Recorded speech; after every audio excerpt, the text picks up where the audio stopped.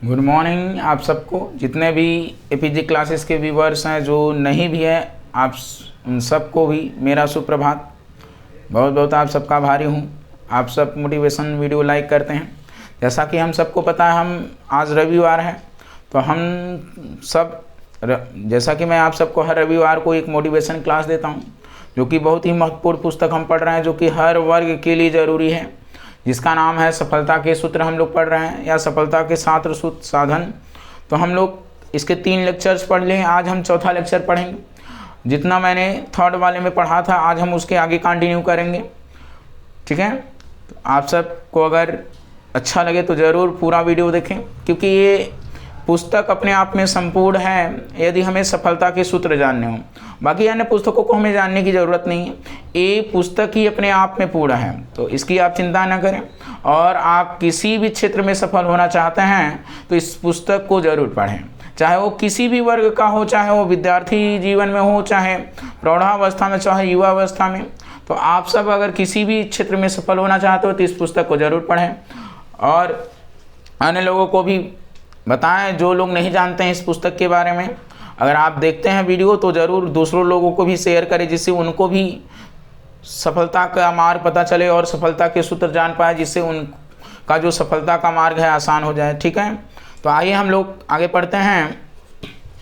जैसा कि आप सबको दिख रहा होगा, क्या कहा जा रहा है? सतत कर्मशील रहें। क्या रहना है हमें? सतत कर्मशील, यानी लगातार हम कर्मशील रहें। तो सतत क्रियाशील ही, यानी हम जो भी काम करें उसमें लगातार क्रियाशील है। सतत क्रियाशील ही सफलता का आधार है। जो निष्क्रिय है, यानी जो कुछ नहीं करता है, केवल समय गंवा रहा है, वो कुछ नहीं करता, हाथ पांव तक नहीं हिलाता, आपस में पड़ा रहता है, वह वास्तविक अर्थों में जीवित भी नहीं कहा जा सकता। फिर सफल क्या होगा, है? बताइए। जो लोग निष्क्रिय हैं, हाथ पैर तक नहीं हिला रहे हैं, आलस में पड़े रहते हैं, तो उनको क्या सफलता मिले, क्या कहा जा सकता है? तो हमें सफलता के मार्ग पर चलने के लिए सतत कर्मशील का मार्ग अपनाना पड़ेगा। हम आलस में समय न गंवाएं, हम सतत कर्मशील रहें, इस बात को याद रखें। बताइए ऐसे लोगों का क्या होगा?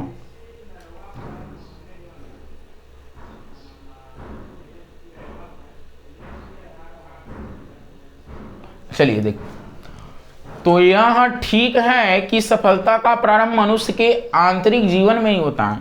देखिए, पहले तो स्वप्न देखते हैं, स्वप्न अच्छे अच्छे विचार हमारे मन में आते हैं, उन विचारों पर हम चिंतन मनन करते हैं, फिर वही कार्य के रूप में बात। तो पहले तो कहा जा रहा है, यह ठीक है कि सफलता का प्रारंभ मनुष्य के कहाँ होता है? आंतरिक जीवन में ही होता है। पहले मन में सफलता के उपयुक्त मनोभूमि का निर्माण होता है। यानी हम किसी भी चीज़ के बारे में सफलता, यानी किसी भी फील्ड में जाना चाहते हैं, पहले जो उसकी उपयुक्त मनोभूमि होती है, उसका निर्माण कहाँ होता है? हमारे मन में। समस्त महान कार्य विचार क्रम के रूप में, यानी जब हमारे मन में जो विचार आते हैं वही कर्म के रूप में, यानी बीज रूप, उसका फल हमें मिलता है। मानस पटल पर उदित होते हैं, तब धीरे धीरे बाह्य जगत में उनका प्रादुर्भाव होता है। जैसे मैं बताऊं आपको उदाहरण के साथ, तो मेरे मन में भी था कि मैं ऑफलाइन के साथ साथ ऑनलाइन में भी आऊँ, लेकिन इन मन में चल रहा था कि क्यों ना ऑनलाइन भी शुरू किया। जब मन में आया, सोचा हमने, तो उसको कर दिया। तो पहले किसी भी सफलता का जो मनोभूमि यानी बीज तैयार होता है वो हमारे मन में, यानी मानस पटल पर। ठीक है, आगे देखते हैं। किसी कार्य की योजना बनाना, लंबी लंबी बातें सोचना एक बात है, यानी किसी कार्य की योजना बनाना, लंबी लंबी बातें हाँकना एक अलग बात है। वास्तविक जीवन में कार्यों द्वारा अभिव्यक्त करना बिल्कुल दूसरी बात है नहीं? आज कुछ लोग तो हैं, करते कुछ नहीं है, निष्क्रिय हैं, वो बड़ी बड़ी योजनाएं बनाते हैं और बड़ी बड़ी बातें करते हैं, तो ये अलग है। लेकिन वास्तविक जीवन में कार्यों द्वारा अभिव्यक्त करना ये बिल्कुल अलग बात है। अनेक व्यक्ति यहाँ गलती करते हैं कि अपनी समझ शक्तियाँ केवल सोचने विचारने, योजना निर्मित करने में लगा देते हैं। ऐसे ढेर सारे लोग हैं जो केवल सफलता के मार्ग पर चलने के लिए वो केवल जो सारी अपनी शक्ति है सोचने विचारने और योजना निर्मित करने में लगा देते हैं। वास्तविक संसार में प्रत्यक्ष कर दिखाने का उन्हें अवसर ही नहीं होता है, यानी जो वास्तविक संसार है उन्हें प्रत्यक्ष कर दिखाने का अवसर ही नहीं होता। तो ठोस परिश्रम करने की उन्हें आदत नहीं होती, वो केवल योजनाएं बनाएंगे, विचार करेंगे, इसी में सारी शक्तियां क्या करते हैं, नष्ट करते हैं। तो ठोस परिश्रम करने की उन्हें आदत नहीं होती।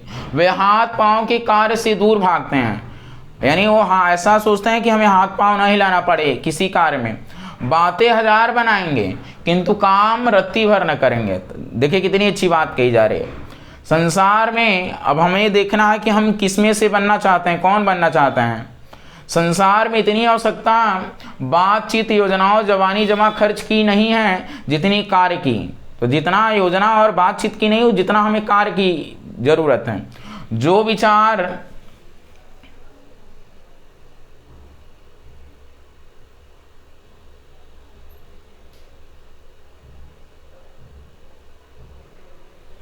देखिए, जो विचार कार्य रूप में परिणत हो गया, जो विचार कार्य रूप में परिणत हो गया वह जीवित विचार कहा जाएगा। यानी जो विचार हमारे मन में आया, जैसे हमारे मन में आया ऑनलाइन पढ़ाएंगे तो उसको हमने कर दिया, तो ये क्या हो गया, परिणत हो गया, वह जीवित विचार कहा जाएगा। जिन विचारों योजनाओं पर अमल नहीं हुआ है, जिन्हें प्रत्यक्ष जीवन में नहीं उतारा गया, वह मृत प्राय है। उन पर व्यय की गई शक्ति अपव्यय है, यानी वो जो व्यय की गई शक्ति हमारा वो नष्ट है। ठीक है, आगे क्रियात्मक कार्य ही संसार का निर्माण करता है। यानी हम केवल विचार करने से ही संसार का निर्माण नहीं कर सकते, हमें क्रियात्मक कार्य करना पड़ेगा तभी संसार का निर्माण। सफल व्यक्ति अपने आंतरिक विचार तथा बाह्य कार्य में पर्याप्त समन्वय करने की अपूर्व क्षमता रखते हैं। उनके पास क्रियात्मक विचारों की शक्ति रहती है, वे अपने विचारों को जीवन देते हैं, अर्थात उन पर निरंतर काम करते हैं और प्रत्यक्ष जीवन में उसे क्या करते हैं, उतारते हैं। एक मनुष्य ने कहा है, नरक का मार्ग अच्छी योजनाओं से बना है। तात्पर्य यह है कि अच्छी बातें सोचने वाले केवल सोचते ही रह जाते हैं, हवाई जमा खर्च करते रह जाते हैं, यानी बड़ी बड़ी बातें करते रह जाते हैं, वास्तविक कार्य नहीं करते हैं। सोचने में उनकी इतनी शक्ति व्यय हो जाती है कि कार्य करने की शक्ति ही नहीं बचती। कितनी अच्छी बात कही जा रही। जिन महत्वपूर्ण योजनाओं का कोई उपयोग ना हो और जो कपोल कल्पना मात्र हो, उनमें क्या लाभ, बताइए, उनसे क्या लाभ होगा। आइए देखते हैं। कहते हैं रावण के पास अमृत की कई घड़े थे। क्या कहा जा रहा है कि रावण के पास अमृत की कई घड़े थे, यदि युद्ध से पूर्व वह उनका पान कर लेता तो संभवतः मृत्यु को प्राप्त न होता। ऐसा कहा जा रहा है कि रावण के पास अमृत के कई घड़े थे, अगर वो अमृत का घड़ा पी लेता तो युद्ध से पहले तो वो मरता ही नहीं, तो संभवतः मृत्यु को प्राप्त न होता। किंतु रावण पान को टालता गया, यानी रावण के पास अमृत, यानी कहा जा रहा है अमृत के कई घड़े थे, लेकिन उसने युद्ध से पहले वो जो अमृत के घड़े थे उनको पान ही नहीं किया, उन पान करने की वजह वो टालता गया। ठीक है, योजनाएं बनाता रहा, अंततः वह क्षय को प्राप्त हुआ, वह अंततः उसकी क्या हो गई, मृत्यु हुई। बताइए, वरना बेचारा बच जाता, क्योंकि वो योजना टालता गया, जो अमृत के घड़े थे उनको पिया ही नहीं। नेपोलियन कहा करता था, मुझे कोरी बातें न करो, कार्य करके दिखाओ। तो नेपोलियन देखिए क्या कह रहा है, मुझे बातें करना पसंद नहीं, मुझे कार्य करके दिखाओ, मैं कार्य चाहता हूँ, ठोस जीता जागता पुरुषोचित कार्य, बातें नहीं, मुझे कार्य चाहिए। ऐसा कौन कह रहा है, नेपोलियन कह रहा है।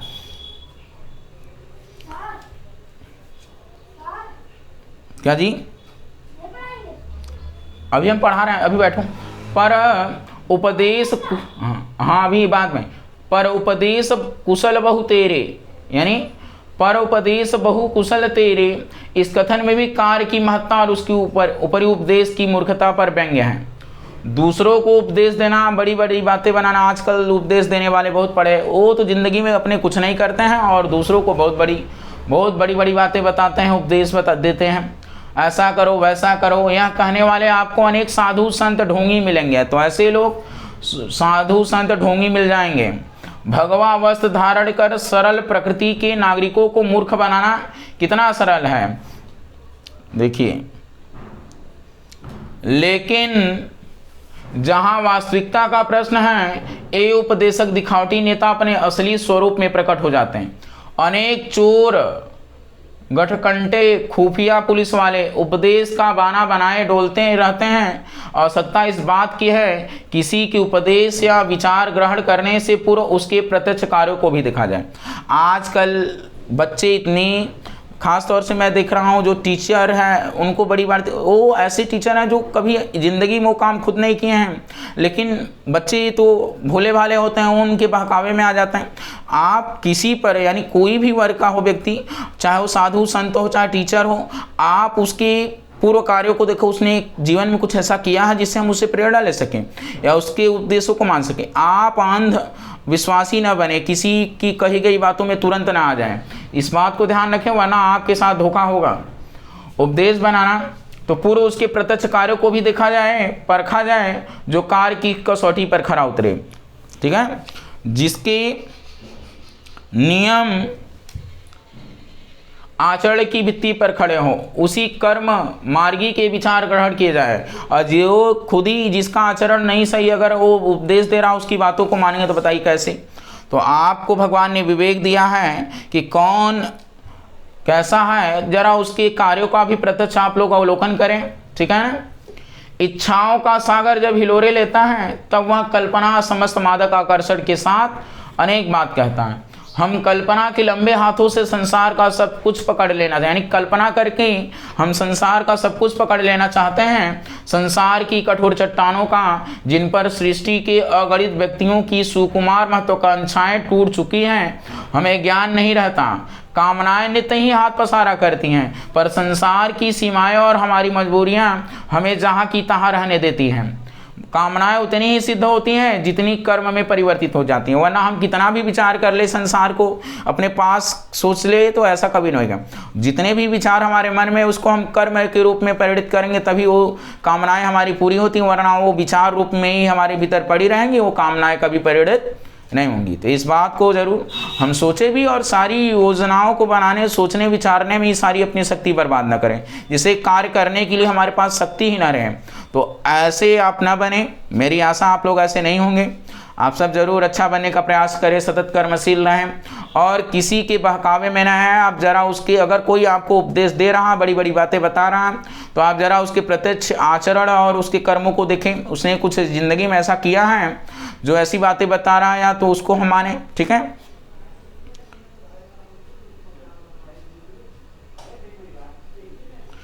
आइए देखते हैं हम लोग।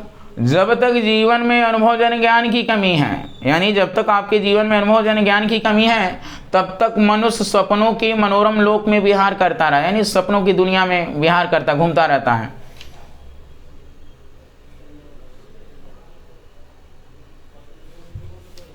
परंतु जैसे जैसे उसे संसार की बाधाओं का ज्ञान होता है, देखिए कोई चीज़ इतनी आसान नहीं, बहुत समस्याएं आती हैं। आप चाहे छोटा सा भी काम शुरू करेंगे, आपको जीवन में बहुत सी बाधाएं, क्योंकि भगवान आपकी परीक्षा लेगा। इतनी बाधाएं आएंगी, अगर आप भीतर से मजबूत नहीं तो टूट जाएंगे। ठीक है। तो इतना आसान कोई चीज़ नहीं, बाधाएं बहुत आती हैं। तो वैसे वैसे उसे प्रतीत होता है कि कल्पनाओं और योजनाओं का जो रूप उसने प्रारंभ में कल्पना के नेत्रों से देखा था, वास्तव में वैसा नहीं है। वास्तविक रूप अज्ञान के अनुभव को ही कहते हैं। अनुभव कर्म से प्राप्त होता है, यानी हम केवल विचार करते रहें और कर्म न करें तो हमें जीवन में कोई अनुभव प्राप्त नहीं होगा। कर्म के साथ ही जीवन में सफलता जुड़ी रहती है। ठीक है। तो जब हम कर्म करेंगे तभी हमें सफलता प्राप्त होगी, और तभी अनुभव भी प्राप्त होगा। अनुभव, योग्यता, ठीक है, हमारी बढ़ती जाएगी। आइए देखते हैं। एक कवि ने लिखा है, जहाँ जीवन घायल पंछी सा रात दिन चीखे मार रहा है, वहाँ कल्पना की ऊंची उड़ानों में डूबा रहना जीवन का उपहास करना है, यानी जीवन का मजाक उड़ाना है। हम केवल कल्पनाओं में डूबे हुए हैं। संसार में जो कुछ शिव और सुंदर दृष्टिगोचर होता है, वह मनुष्य की श्रमशीलता का ही सुफल है। आज जो संसार में हमें सुंदर दृष्टिगोचर होता है, वो मनुष्य की श्रमशीलता का फल। कला कौशल की सारी उपलब्धि श्रम के आधार पर ही होती। यदि मनुष्य ने श्रम को न अपनाया होता तो अभी अन्य पशुओं की तरह पिछड़ी स्थिति में पड़ा रहता। मनुष्य को छोड़कर संसार के सारे प्राणी आज भी उसी आदि स्थिति में रहे हैं, जो स्थिति में उन्होंने शुरू में यानी धरती पर जन्म लिया था, है नहीं। आज मानव कितना ऊंचाई पर पहुंच गया है, तो श्रमशीलता की वजह से, वरना आज भी वही कंदमूल इकट्ठा करता, घुमंतू जीवन जीता। मनुष्य की प्रगति का कारण उसकी श्रमशीलता ही है। मनुष्य ने श्रम करके अपने रहने के लिए मकान बनाए, पहनने के लिए कपड़ा तैयार किया और खाने के लिए खेती का धंधा अपनाया। यही नहीं, जीवन को और अधिक सुंदर तथा सुखदायी बनाने के लिए अनेक प्रकार के कला कौशलों का विकास किया। वह जीवन की सुविधा के लिए कोई एक चीज़ बनाकर ही नहीं वहीं रुक नहीं गया। आज हम देखते हैं कि नए नए कितने ही चीज़ों का आविष्कार हो सुख सुविधा के लिए, बल्कि उसको अधिकाधिक विकसित तथा सुंदर बनाने के लिए निरंतर श्रम करता रहा। तभी वह एक साधारण झोपड़ी से चलकर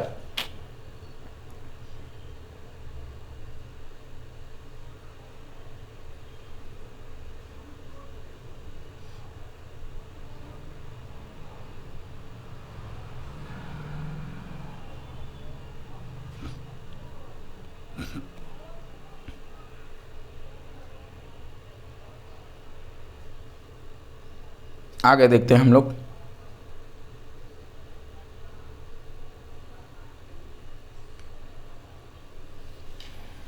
साधारण झोपड़ी से चलकर बड़े बड़े प्रसादों तक आ सका है। साधारण बोने काटने से लेकर असाधारण उद्योग धंधों तक पहुंच सका है।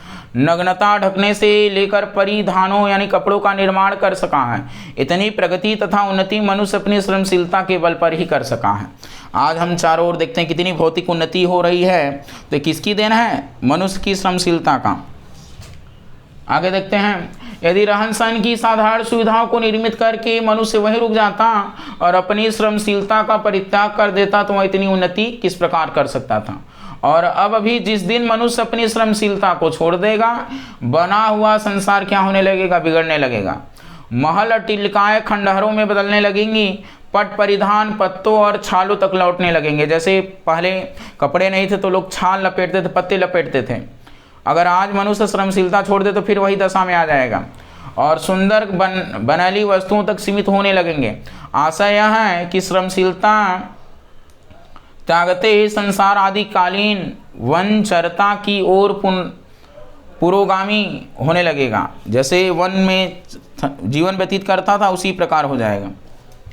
आगे देखते हैं, कोई भी उन्नति प्रगति अथवा सुंदर सुरक्षित रहने के लिए मनुष्य की अनवरत श्रमशीलता की अपेक्षा रखती है।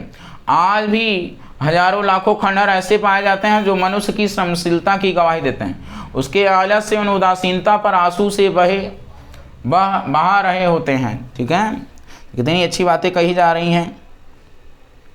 अब आगे देखते हैं, आज के समय पर खास तौर से जो युवा वर्ग हैं या जो विद्यार्थी वर्ग है, यानी जो लोग नास्तिक जीवन व्यतीत कर रहे हैं, जो मानते हैं ईश्वर नहीं है या हमें स्पिरिचुअल से नहीं मतलब रखना, चिकल भौतिकता का जीवन व्यतीत करना चाहिए, तो आप बहुत बड़ी गलती करेंगे। अगर हम कह रहे हैं आपको सारे सात सूत्र साधन पता है, लेकिन आप स्पिरिचुअलिटी को नहीं मानते हैं, उसकी पावर को नहीं मानते हैं, तो आप ज़िंदगी में अपने पीछे ही रहेंगे।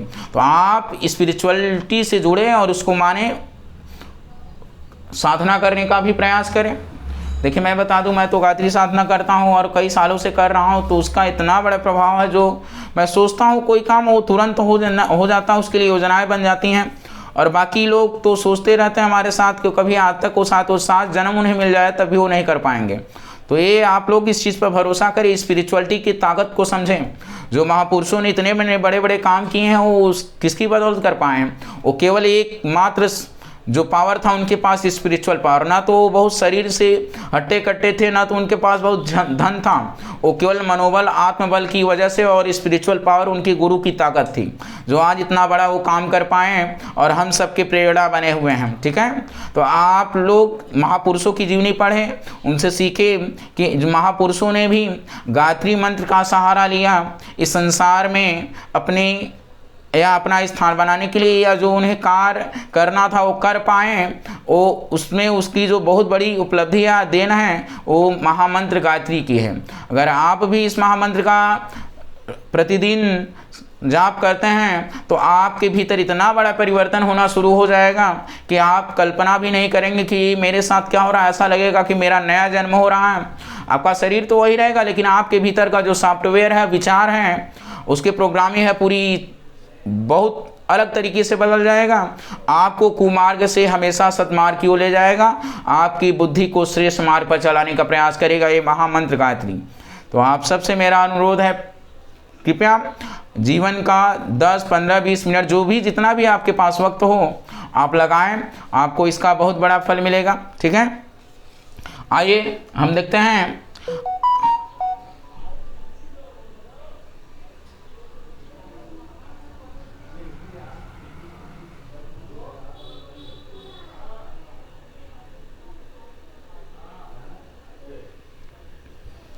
आइए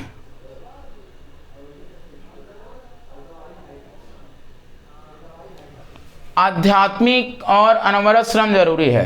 एक बार एक बड़े परिश्रम के साथ मनुष्य ने ऊंची ऊंची शिल्प बड़े खड़े किए, उन्हें कलाकृतियों से सजाया और बहुत समय तक उनकी रक्षा की, किंतु कालांतर में जब उन्होंने उसको आवश्यक परिश्रम अपेक्षा का आदेश देना बंद कर दिया तो मिट्टी के पात्र बनकर रहे, यानी खंडहर बन गए। बड़े बड़े साम्राज्य, बड़े बड़े समाज, बड़ी बड़ी सभ्यताएं और बड़ी बड़ी संस्कृतियां मनुष्य की श्रम साधना से बनी हैं। फिर उसी की अनाश्रमिक प्रवृत्ति के कारण वो क्या हो गई, मिट गई। जैसे हम सबको पता, हमारे भारत में सिंधु सभ्यता आज खंडहर में बदल गया। श्रम के बल पर बनाई गई कोई भी वस्तु बनी रहने के लिए निरंतर श्रम की आवश्यकता रखती है। यदि आज यह सोच लिया जाए कि संसार में सुख सुविधा का प्रचुर साधन इकट्ठा हो गए हैं, अब आगे उनके लिए श्रम करने की क्या आवश्यकता है, तो निश्चय ही कल से संसार में दरिद्रता का सूत्रपात हो जाएगा। श्रम से ही श्रेय प्राप्त होते हैं और श्रम से ही वे सुरक्षित रहते हैं। बड़े बड़े, आगे हम पढ़ते हैं, बड़े से बड़े परिश्रम के साथ ऊंची से ऊंची शिक्षा एवं योग्यता प्राप्त कर लेने के बाद, यानी बड़े से बड़े परिश्रम के साथ ऊंची ऊंची योग्यता शिक्षा प्राप्त कर लेने के बाद वकील, बैरिस्टर, प्रोफेसर और डॉक्टर आदि यह सोच ले कि 25-30 साल के कठिन पुरुषार्थ के बाद उन्होंने पर्याप्त योग्यता प्राप्त कर ली, अब उसके लिए परिश्रम की आवश्यकता है, तो क्या वे एक दिन भी अपनी योग्यता सुरक्षित रख सकते हैं? नहीं। चाहे टीचर ही हो, चाहे हम लोग भी पढ़ाते हैं तो पढ़ना तो पड़ता ही है एक बार पढ़ाने के लिए, जिससे और हम अच्छे से दे पाएँ कंटेंट को। इसलिए सारे समझदार वकील, बैरिस्टर, प्रोफेसर आदि अपनी योग्यता सुरक्षित बनाए रखने के लिए निरंतर श्रम करते रहते हैं। अगर कोई छोड़ दे काम करना तो सारी योग्यता चली जाएगी। जो ऐसा न करने की भूल किया करते हैं वे अपने क्षेत्र में दूसरों से पिछड़ जाते हैं। जो एक बार उपार्जित योग्यता के बल पर जीवन भर योग्य बने रहने की वे सोचते हैं, वे भूल करते हैं। क्या करते हैं? यानी एक बार अगर हम कोई चीज़ पढ़ रहे हैं, अब सोचें हम वो ज़िंदगी भर पढ़ा सकते हैं, अगर खुद न पढ़ें तो हम जिंदगी में पीछे रह जाते हैं। जो एक बार उपार्जित योग्य बल पर जीवन भर योग्य बने रहने की सोचते हैं वे भूल करते हैं। परिश्रम, प्रयत्न और पुनरावृत्ति में स्थान आने से उपार्जित योग्यता भी पास से चली जाती है। वे तभी तक किसी के पास बनी रह सकती हैं जब तक उनके लिए श्रम किया जाता रहता है। ठीक है, तो कितनी अच्छी बातें कही जा रही हैं। आगे हम देखते हैं कला कौशल की बड़ी बड़ी सिद्धियाँ। कला कौशल की बड़ी बड़ी सिद्धियाँ श्रमहीनता एवं अभ्यास शून्यता से निकम्मी हो जाती हैं। एक शिल्पकार, चित्रकार अथवा कलाकार अपनी सिद्धि के संतोष में यदि अभ्यास का परित्याग, यानी अभ्यास करना हो छोड़ दे, तो क्या वह दक्ष बना रह सकता? जिस श्रम की बदौलत वह एक से ऊंचे और बढ़िया निदर्शन तैयार करता रहता है, उसी के अभाव में आगे प्रगति करना तो दूर, पीछे की विशेषता भी क्या कर देगा? खो देगा। यही कारण है कि संसार में सैकड़ों उदीयमान कलाकार और शिल्पकार ऐसे हुए हैं जो अपनी ऊंची संभावनाओं की एक झलक दिखाकर बूझ गए। यानी हमारे पास कितनी भी योग्यता, शिक्षा हमने ग्रहण की है, अगर हम अभ्यास करना छोड़ देते हैं, कोई कलाकार है, चित्रकार है, अगर वो काम करना छोड़ दे रहा है तो वो कहीं ना कहीं उसकी योग्यताएं समाप्त हो जाएंगी। ठीक है, तो देखिए कहा जा रहा है उस संभावनाओं की एक झलक दिखाकर बूझ गए और संसार उनकी असफलता पर तरस खाता रह गया। उदीयमान प्रतिभाओं के पतन का एक ही कारण होता है प्रमाद। जो प्रारंभिक परिश्रम से लेकर उठता है उसका त्याग कर दिए जाने से भविष्य की संभाव्य प्रगति रुक गई और उदीयमानता अस्तमित होकर अंधकार के पर्दे में चली गई। इसलिए आवश्यक ही अपनी योग्यताओं एवं विशेषताओं को तरुण बनाए रखने के लिए अविराम परिश्रम संलग्न रहा जाए। ठीक है, आगे देखिए, कला कौशल की भांति अनवरत श्रमशीलता का नियम धनोपार्जन के क्षेत्र में भी लागू होता। जो व्यापारी, व्यवसायी अथवा उद्योगी अपने कार्य में निरंतर परिश्रम करते रहते हैं, वे न केवल अपने व्यवसाय को सुरक्षित ही बनाए रखते हैं बल्कि बढ़ाया भी करते हैं। परिश्रम के बल पर कुछ समय में लाखों करोड़ों की दौलत कमा लेने के बाद यदि कोई उद्योगी यह सोचकर प्रमादी बन जाए, यानी कि वह काम करना छोड़ दे, अब तो पर्याप्त धन मिल गया है, अब परिश्रम अथवा उद्योग करने की क्या आवश्यकता है, तो उसकी वह अपरिमित संपत्ति उससे भी कम समय में क्या हो जाएगी, समाप्त हो जाएगी। यानी जितने समय में उसने कमाया है उससे कम समय में वो समाप्त हो जाएगी, जितने समय में उसने उसे क्या किया है, कमाया है। आगे देखते हैं, उपार्जन की ओर ध्यान लगा रहने से मनुष्य का मस्तिष्क अपव्यय की ओर हटा रहता है। जब मन और मस्तिष्क की गति आय की दिशा में लगी हुई है तो उसकी विपरीत दिशा का अपव्यय की ओर न जाना स्वाभाविक है, किंतु ज्यों ही आय की ओर से उन्हें छुट्टी मिली, नहीं कि वे व्यय की ओर चल पड़े। एकमात्र व्यय की ओर चले हुए मन मस्तिष्क फिर केवल व्यय तक ही सीमित नहीं रह सकते, अपव्ययता से होते हुए अनिवार्य रूप से व्ययता यानी व्यर्थ में सारा खर्च कर देते हैं और व्यसन नशे में व्ययता तक पहुंच जाएंगे। आगे देखते हैं, व्यक्तिगत जीवन की तरह निरंतर श्रमशीलता के नियम समाजों एवं राष्ट्रों के उत्थान पतन में भी लागू होता। जिस समाज अथवा राष्ट्र के नागरिक जितने अधिक श्रमशील होंगे वह राष्ट्र व समाज उतनी ही अधिक उन्नति करता जाएगा। अमेरिका अथवा रूस यद्यपि संसार के अनेक देशों से छोटे देश हैं, किंतु निरंतर श्रम की बदौलत आज वे संसार के सबसे समृद्ध एवं शक्तिशाली देश बने हुए हैं। यानी देश तो छोटे हैं लेकिन वहाँ के जो लोग हैं श्रमशील बने हुए। जैसे जापान की हम बात करें, हमारे भारत में लोग श्रमशील यानी सोचते हैं हम लोग हाथ पैर चलाएंगे तो उसमें हमारी बहुत बड़ी शर्म महसूस करते हैं वो लोग। आगे देखते हैं, यदि वह दोनों देश अपनी वर्तमान समृद्धि से संतुष्ट होकर अविराम श्रमिकता का परित्याग कर दे तो क्या वे कल इस स्थिति में रह सकेंगे? कदापि नहीं। और निश्चय ही जिस दिन वे श्रम को छोड़कर प्रमाद के वशीभूत हो जाएंगे उसी दिन से उनका पतन क्या हो जाएगा, प्रारंभ हो जाएगा।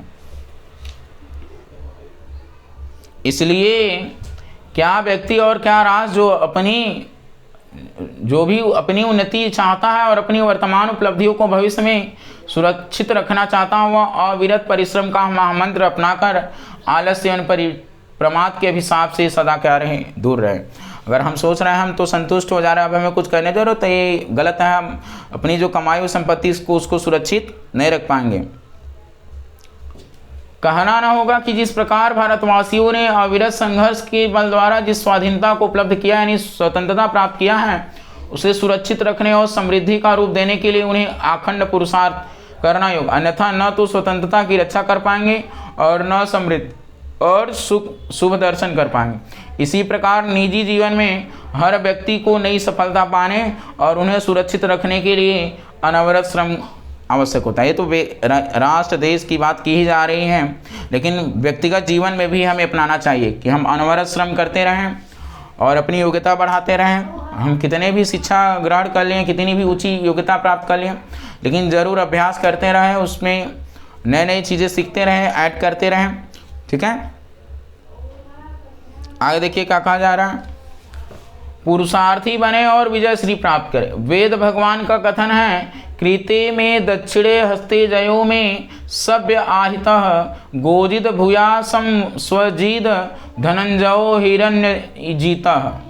हे मनुष्य तू अपने दाहिने हाथ से पुरुषार्थ कर, बाएं में सफलता क्या है, निश्चित है। ऐसा वेद भगवान कह रहे हैं कि हे मनुष्य दाहिने हाथ से पुरुषार्थ कर और बाएं में सफलता क्या है, निश्चित। गोधन अश्वधन स्वर्ण आदि को तू स्वयं अपने परिश्रम से क्या कर, प्राप्त कर।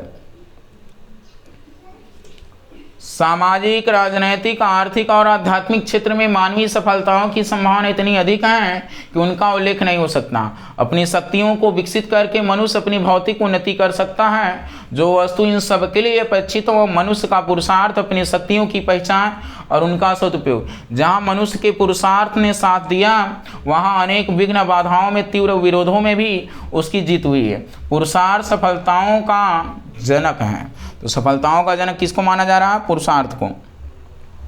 आगे देखिए हम लोग, दृढ़ प्रयत्न और सतत उद्योग करते रहने वाले पुरुष सिंहों ने इस संसार में विलक्षण क्रांतियां की हैं। परिस्थितियां उन्हें किसी भी तरह दबा नहीं पाए। दुख, निराशा, अनुत्साह उनकी कभी राह न रोक पाए। एकाकी पुरुषार्थी ने वह कर दिखाया है जो अनुत्साहग्रस्त कोई बड़ा राष्ट्र भी नहीं कर पाया है। यानी एक ही व्यक्ति इतना बड़ा काम कर पाए। ऐसे उदाहरणों से संसार में पुस्तकों के पन्ने भरे पड़े हैं। आलस्य और कर्मण्यता के द्वारा मनुष्य दिन दुर्बल और पतित बना रहे, यह एक अलग बात है, किंतु उसका आत्मविश्वास यदि जाग जाए तो उसकी सोई हुई शक्तियां उमड़ पड़े तो मनुष्य न रहकर अपने ज्ञान और अनुभव का लाभ छोड़ जाता है। वो अपने ज्ञान और अनुभव का लाभ क्या कर जाएगा? छोड़ जाएगा। आइए देखते हैं। लक्ष्य पूरा करने के लिए अपनी समझ शक्तियों द्वारा परिश्रम करना ही पुरुषार्थ कहलाता है। पुरुषार्थ क्या होता है? लक्ष्य को प्राप्त करने के लिए या पूरा करने के लिए अपनी समझ शक्तियों द्वारा परिश्रम करना ही क्या कहलाता है? पुरुषार्थ। बहुत से लोग पूछते हैं, तो आज जान लिए पुरुषार्थ क्या होता है। अपने लक्ष्य को पूरा करने के लिए जो समझ शक्तियाँ हैं, समझ शक्तियों के द्वारा परिश्रम करना ही क्या कहलाता है? पुरुषार्थ कहलाता है। मनुष्य अपने परिश्रम और व्यवसाय से देव को भी दवा देने की शक्ति रहता है। बाधाएं पड़ने पर भी वह खेद नहीं कर सकता, हतोत्साहित होकर नहीं बैठता। पुरुषार्थी पुरुष इस संसार के सुखों का उपभोग करते हैं। काय पुरुष अपनी दीनता का ही रोना रोते रहते हैं। पुरुषार्थ मनुष्य को कर्म की ओर प्रवृत्त करता है। इससे साधनहीनता मिटना स्वाभाविक है, पर पुरुषार्थ विहीन मनुष्य को तो विपत्तियां ही घेरे रहती। उनकी उन्नति का मार्ग रुक जाता है और गौरव समाप्त हो जाता है। मनुष्य का भाग बदल देने की सारी शक्ति पुरुषार्थ में ही भरी पड़ी है। ठीक है। उद्योगशील पुरुष के पीछे लक्ष्मी घुमा करती है, यानी जो लोग पुरुषार्थी हैं उनके पीछे पीछे लक्ष्मी घुमा करती हैं। इस कथन में कुछ भी अतिशयोक्ति नहीं है। कैसी भी कठिन समस्या आती है उससे डरिए नहीं, लड़ने की शक्ति पैदा कीजिए, आप जरूर क्या होंगे? सफल होंगे। असहाय और निराशा के क्षणों में मनुष्य का साथ पुरुषार्थ ही देता है। मनुष्य धैर्य धारण करे और विपरीत परिस्थिति में भी खोज करे तो सहारे का मार्ग मिल ही जाता है। सच्चाई और ईमानदारी का प्रस्ताव वह ठुकराए नहीं तो अपनी समस्याओं का सुधार जल्द ही कर लेता है। उन्नति के पथ पर आरोहण के इच्छुक मन वाले धैर्यवान व्यक्ति आपत्तियों से दूर भागने में अपने पुरुषार्थ का आश्रय लेना उचित मानते हैं। यानी विपत्तियों से हमें डर कर भाग नहीं जाना, हमें अपने पुरुषार्थ का आश्रय लेना चाहिए। पुरुषार्थ ही दुसूरवीरों का सच्चा क्या है? सहायक है। शारीरिक, आर्थिक या सामाजिक जैसी भी स्थिति में उलझने, विपत्तियां और परेशानी आती हों, उनसे लाभ मनुष्य अपने परिश्रम और पुरुषार्थ के द्वारा उठा सकता है। कठिनाइयां सदैव मनुष्य का मार्गदर्शन करती हैं। यानी हम लोग का आजकल कठिनाइयों से डर जाता है, लेकिन कठिनाइयां हमारे जीवन में आती हैं। मैं तो पार हो चुका हूँ, लेकिन हर किसी के जीवन में कठिनाइयां आती हैं। लेकिन आपके भीतर आत्मविश्वास, आप पुरुषार्थी रहेंगे, उन कठिनाइयों से भागेंगे नहीं। तो ठीक है, कठिनाइयां सदैव मनुष्य का मार्गदर्शन, किंतु इसके लिए उसे धैर्यवान होना आवश्यक है। कठिनाइयों से लड़ने की शक्ति नहीं आई तो मनुष्य घबरा जाएगा और जो कुछ भली परिस्थितियां हैं उन्हें भी खो बैठेगा। यदि हमारे सामने सफलता के लिए सारे दरवाजे बंद हो चुके हों तो भी देखिए कहीं प्रकाश की किरण जरूर दिखाई देगी। जब तक शरीर का एक भी तंतु सजीव है तब तक हार मानना ठीक नहीं है। आगे हम देखते हैं, सच्चे मनुष्य की मृत्यु आखिरी सांस तक परिस्थितियों से लड़ते रहते हैं। हम भी फिर क्यों हार मान बैठे? भाग्य और कुछ नहीं है, कल का पुरुषार्थ ही आज का भाग्य बनता है। अगर हम कल मेहनत हमने किया तो आज वो हमारा पुरुषार्थ बनेगा। ठीक है, इस तरह मनुष्य अपने प्रबल पुरुषार्थ द्वारा भाग्य को भी बदल सकता है, इसमें कुछ भी संदेह नहीं। आगे देखते हैं, आत्मिक शक्तियों को जगाना मनुष्य का प्रमुख धर्म है। तो पहले हम लोग कोशिश करें हम अपनी आत्मिक शक्तियों को जगाएं, और आत्मिक शक्तियां तभी हमारे जाएंगी कि जब हम अध्यात्म से जुड़ेंगे तब। आत्मा के गहन अंतराल में वह शक्तियां भरी हैं जिनका यदि उत्कर्ष हो जाए तो मनुष्य असामान्य परिणाम इसी जीवन उपलब्ध कर सकता है। सच्चाई, ईमानदारी, वरना 7 जन्मों में भी नहीं होगा, याद रखना है। ईमानदारी और कर्मठता को जगाकर मनुष्य इन शक्तियों की समीपता अनुभव कर सकता है। पुरुषार्थ के लिए सर्वोपरि साहस चाहिए तथा अच्छे बुरे कैसे भी परिणाम हो को सहने के लिए उच्च कोटि का धैर्य चाहिए। यानी हमें अच्छे बुरे परिणाम को सहने के लिए उच्च कोटि का धैर्य चाहिए। ऐसा जीवन किसी का बन जाए तो कठिनाइयां उसका रास्ता ना रोक सकेंगी। वह दिनों दिन सफलताओं की ओर बढ़ता ही चला जाएगा। आगे, अपनी शक्तियों का सदुपयोग मनुष्य को स्वयं करना चाहिए। दूसरों के भरोसे बैठना यानी हमें अपनी शक्तियों का प्रयोग स्वयं करना चाहिए। दूसरों के भरोसे बैठना निकम्मापन है। ईश्वर की सहायता मांगने का अधिकार तब मिलता है जब हम स्वावलंबी हो, यानी भगवान उसी की सहायता करता है जो अपनी सहायता स्वयं करता है। उन्हीं की भगवान मदद भी करता है जो अपनी मदद खुद करते हैं। अपने पांव खड़ा होकर ही मनुष्य उन्नति कर सकता है। पुरुषार्थ मनुष्य जीवन की पहली आवश्यकता है, इसके बिना किसी तरह की उन्नति संभव नहीं है। संघर्ष और सफलता का संबल क्या है? पुरुषार्थ ही। तो आज हम लोग यहीं तक पढ़ते हैं। मुझे पूरी आशा और उम्मीद है आप सबको ज़रूर अच्छा लगा होगा। ये कितनी अच्छी अच्छी बातें बताई जा रहे हैं। और ना आप तो छोटे छोटे मोटिवेशन में पढ़ेंगे तो आपको तत्व ज्ञान की बातें नहीं बताएंगे, वो आपको उलुल जुलुल की बातें देख करके आप थोड़े से उत्साहित होंगे, फिर वो उत्साह ठंडा हो जाएगा। लेकिन ये जो मैं बातें बता रहा हूँ आपको पूरे जीवन काम आएंगे। अगर आप सबको अच्छा लगे तो ज़रूर और लोगों को शेयर करें, ठीक है। अब आप सबको बहुत बहुत मैं धन्यवाद करता हूँ कि आप सब इतना लाइक करते हैं और देखते हैं वीडियो को पूरा।